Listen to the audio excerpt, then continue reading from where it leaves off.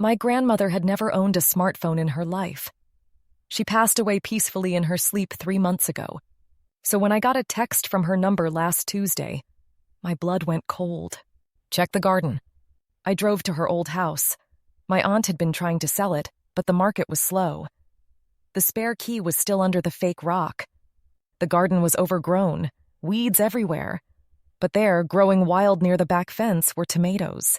Huge, perfect tomatoes. I remembered my grandmother always complaining that she could never get tomatoes to grow properly. "Stubborn things," she'd say. "They'll probably grow the minute I'm not here to fuss over them."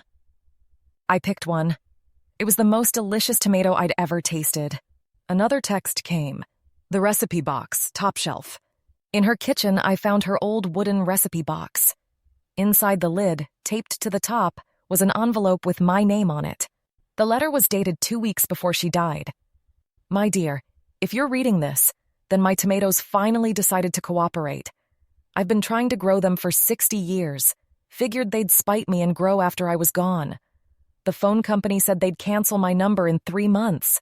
I prepaid for 6 and set up some automatic messages. Don't be scared. It's just me, making sure you know where to find things. Love, Grandma. P.S.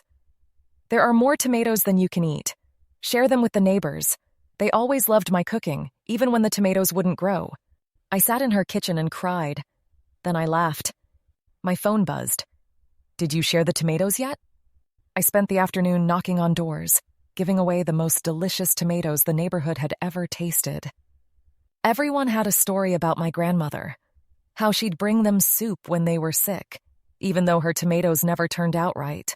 One more text came that evening. "Good job. The peppers should be ready next week." She was right. They were perfect too.